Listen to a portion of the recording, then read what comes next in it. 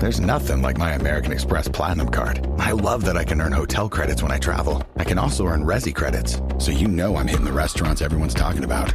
Plus, with the digital entertainment credit, I'm even more excited to catch my favorite shows. All in all, I can access over $3,500 in annual value with benefits and eligible purchases across travel, entertainment, and more. Learn more at americanexpress.com/explore-platinum. Enrollment requirements, monthly and other limits and terms apply.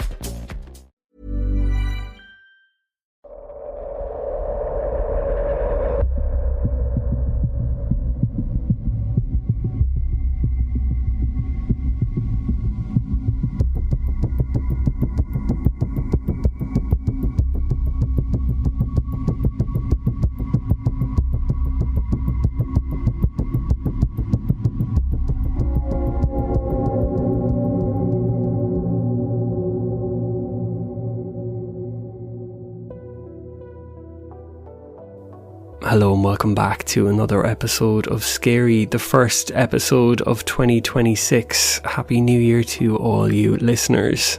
And thank you for making 2025 Scary's best year yet.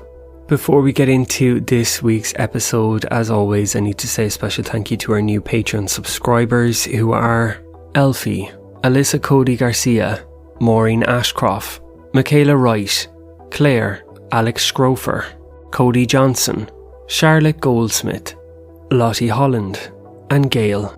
Thank you so much for signing up to the show's Patreon, and if this is something you're interested in, you can find the link in this episode's show notes, or simply go to patreon.com/scaryaparanormalpodcast, where you can gain access to exclusive scary episodes and ad-free main episodes. But now, let's get into our next paranormal case. Late at night, a quiet road feels predictable.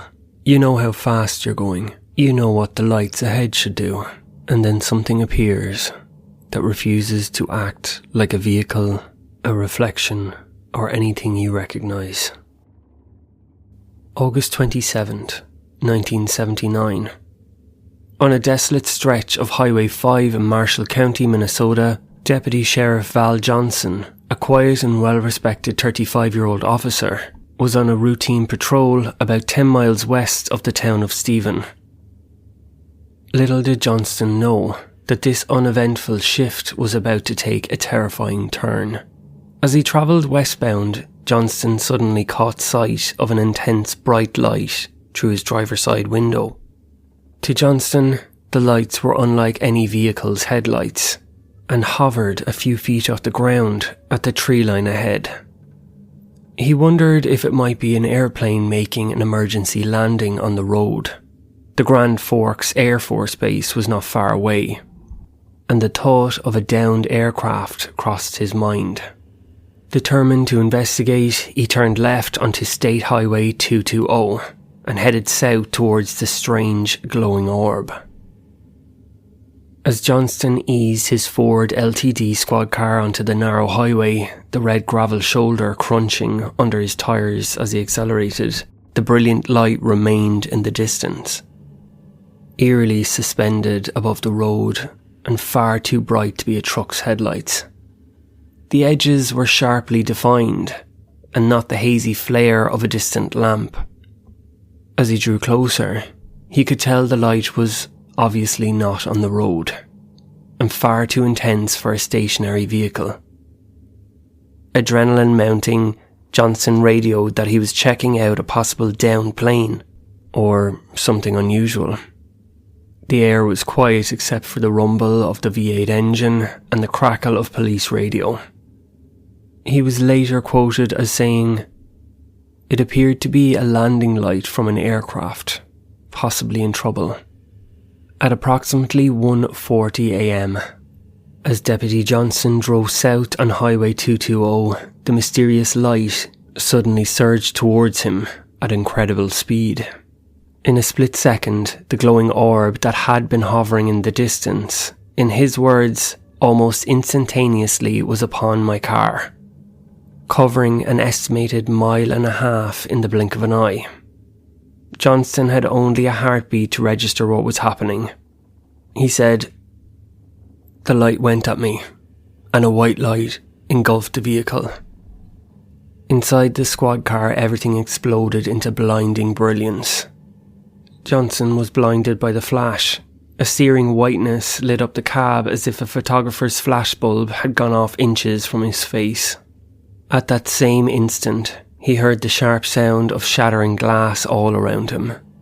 Suddenly, the windshield gave a loud crack, and Johnson instinctively threw his hands up. In that terror-filled moment, he felt the car jolt, then blackness.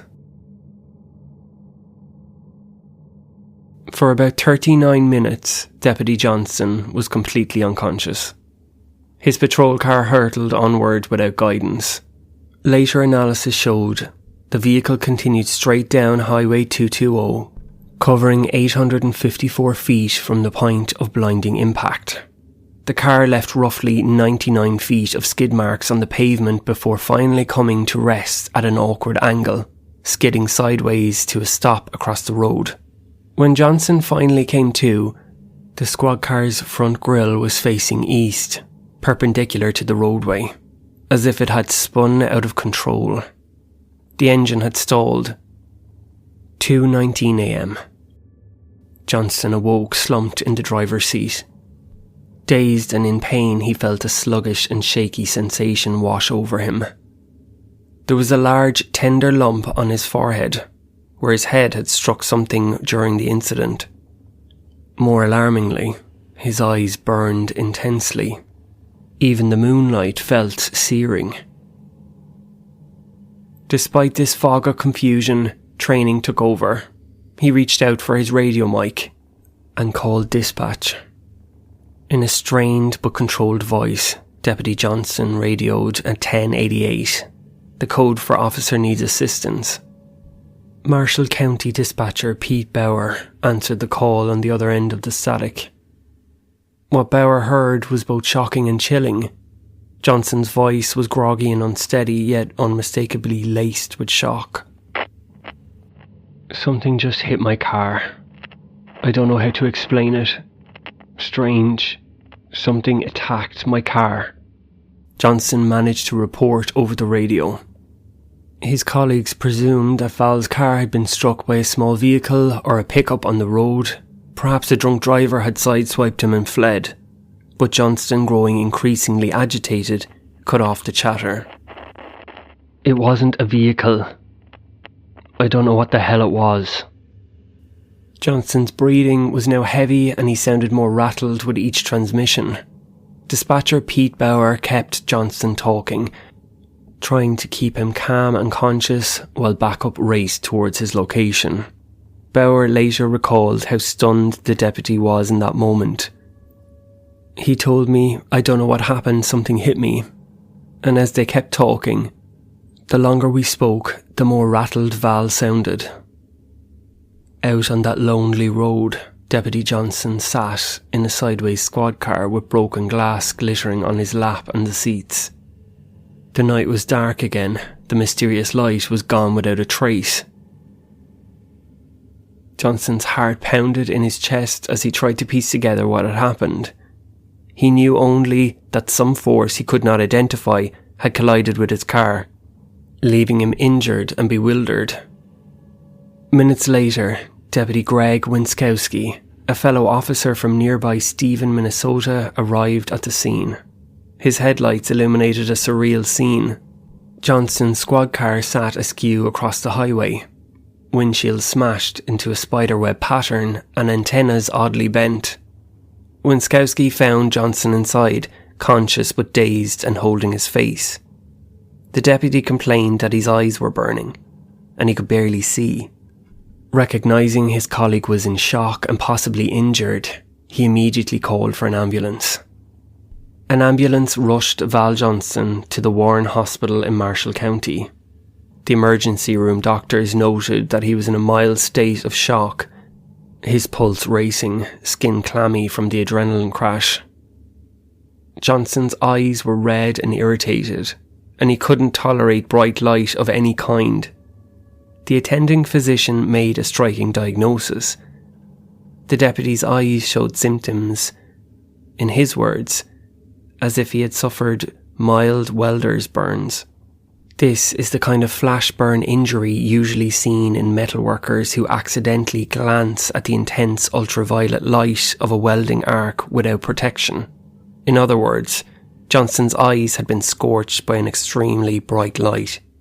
Doctors applied antibiotic salve to Johnston's eyes and placed gauze patches over them. He was instructed to keep both eyes bandaged for at least 24 hours to let the corneas heal. Other than that, the deputy's injuries were thankfully minor. Just a goose egg bump on his forehead and some bruising. Lightly from his head impacting the dash or steering wheel when he blacked out. There were no cuts or serious trauma. Johnston was kept at the hospital for a short observation period and later released that day. By mid-morning, around 11 a.m, Sheriff Dennis Breck personally picked up Johnston from his home in Oslo and drove him to see an ophthalmologist in Grand Forks. The specialist confirmed that the inner tissues of Johnston's eyes were inflamed and essentially reaffirmed the welder's burn diagnosis. Remarkably, Johnston's vision recovered fully within a couple of days, leaving no lasting damage. Sheriff Breck and his deputies examined Val Johnston's 1977 Ford LTD patrol car in the first light of dawn on August 27th. The physical damage to the vehicle was both intense and bizarre, as if the car had been hit by something that left no trace of itself. All of the damage appeared to be on the driver's side, consistent with Johnston's account that a force collided with the car from that side. Investigators carefully logged each damage point. The driver's side of the window shield was cracked in a complex spiderweb pattern running top to bottom. Unusually, there were 4 distinct impact sites along the fracture lines, as if multiple concentrated blows had struck it almost simultaneously. The cracks had both inward and outward bulges, suggesting forces pushing into the glass and outwards from inside in a way the police had never seen before. A glass expert from the Ford Motor Company who later inspected it called the crack pattern extremely unusual, and admitted that he had never seen anything like it. After days of study, he confessed that he still had no explanation for what seemed to be inward and outward forces acting almost simultaneously. On the left side of the front hood, just in front of the windshield, there was a curious flat-bottomed circular dent. It was about a half-inch in diameter, perfectly round as if made by a pipe or rod, with no scratch marks around it. The dint pressed into the metal as deep as a thumbprint. The squad driver's car side headlight, the inner lamp, was completely shattered, with glass debris found inside the lamp housing. Strangely, the adjacent headlight on the passenger side was untouched, as were the flashers on that side. One of the red emergency flashers on the roof, the rotating light, had a hole melted or punched through its cover. A yellow hazard light on the hood was also reported broken. All the shattered lighting seemed confined to the left half of the car. The patrol car was equipped with multiple radio antennas. The tall, tin roof antenna was found bent at a sharp 60-degree angle starting about 6 inches from its base on the roof. It looked as though it had been forcibly pushed back. The secondary CB radio antenna mounted on the rear trunk was bent almost 90 degrees near its tip, as if the top part had been flicked straight back toward the trunk. In contrast, the standard AM/FM radio antenna on the front fender was completely undamaged. These peculiar bends suggested that some force hit the antennas high up, bending one halfway down and the other near the top. Such damage did not match any known collision with tree branches or other vehicles. Typically, an impact would snap them off, not neatly kink them at specific angles. And then there were the stopped clocks.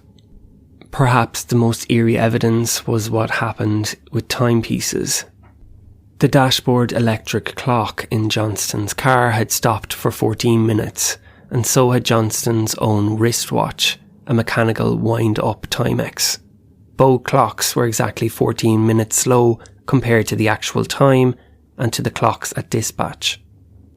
Johnson was meticulous about synchronising his watch with the squad car's clock at the start of each shift, a habit for coordinating with dispatch logs. No ordinary electrical issue would cause a mechanical watch and an electric car clock to lose time in unison, yet here it was, documented. Sheriff's deputies measured the skid marks on Highway 220 and noted the lack of any paint scrapes, tyre rub or debris from another vehicle. There were no broken tree branches or dents consistent with hitting an animal. In fact, no trace of any colliding object, no paint, no metal, no blood, nothing.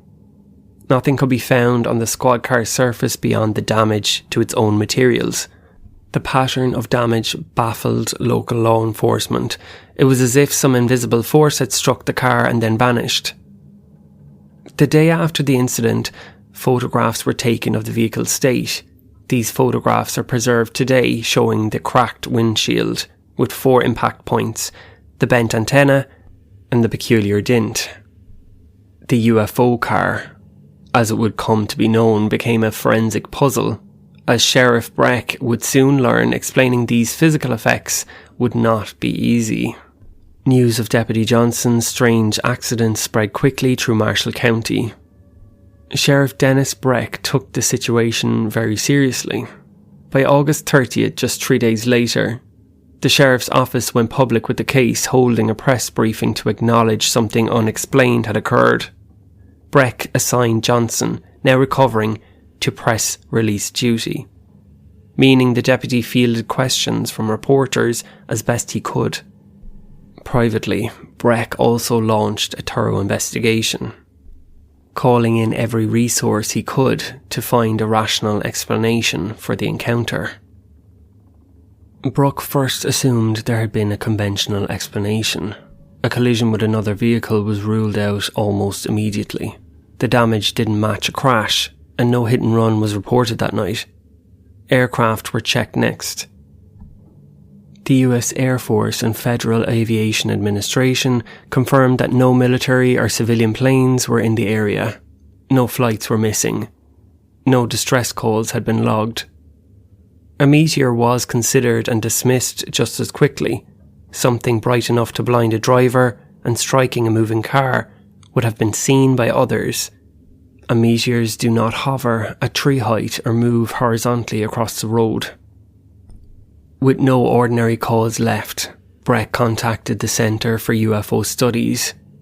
Investigator Alan Hendry arrived days later and recorded Johnson's account in full. Johnson never claimed to see a craft or a being. He described only a light, a sudden impact, and a force he could not identify. There were no embellishments, no speculation, just what happened and what it did. Experts were brought in to examine the car itself. A Honeywell engineer concluded that no single earthly explanation accounted for all the damage. Some effects suggested intense electrical energy. Others pointed to something with physical mass.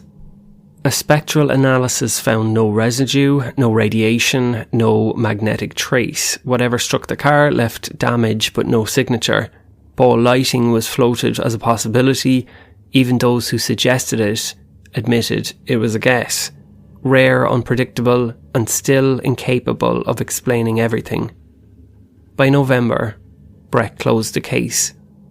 The official report listed the cause as unexplained vehicle damage by an unknown object or force. Over time, the Sheriff's Office no longer retained the full original case file or the dispatch recording. What survives today exists through copies preserved by researchers and the Marshall County Historical Society. Val Johnson continued working in law enforcement after the incident. He did not build a career in UFO speaking, books or conventions. He refused paid hypnosis offers, including from tabloids. He avoided speculation and stuck to his original account for decades. In later life, Johnson consistently said the incident bothered him deeply for about 3 years, then faded into the background. He never recovered any additional memory. He never claimed aliens, abduction, or craft. In a later interview, he said, "This is what happened to me. If you believe it, fine. If you don't, that's fine too." In 2019, dispatcher Pete Bauer at an anniversary event reaffirmed how shaken Johnston sounded on the radio. And as for the squad car, the 1977 Ford LTD patrol car, driven by Deputy Val Johnston, is housed at the Marshall County Historical Society. The car was intentionally never repaired, following Sheriff Dennis Breck's instruction to preserve it as evidence. Thank you for listening to this week's episode. I hope you enjoyed it. If you'd like to get involved in the scary community, you can head over to the Facebook group page. I think I'm saying that right. Obviously, I'm a social media whiz. My goal for 2026 is to be more active on social media. Please help me. Don't forget to hit that follow button so you don't miss any future episodes. And if you have your own paranormal experience that you'd like me to narrate on the show, you can send it to scaryaparanormalpodcast at gmail.com. Thanks for listening, and join me next time for another episode of Scary.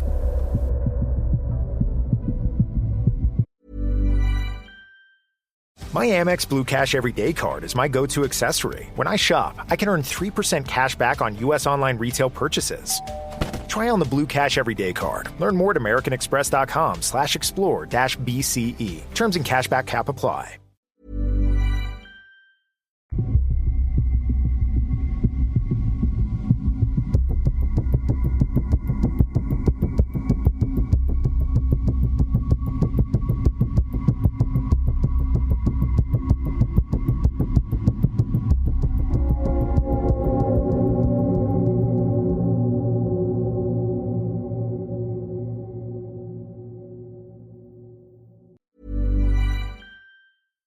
Did you know you can opt out of winter?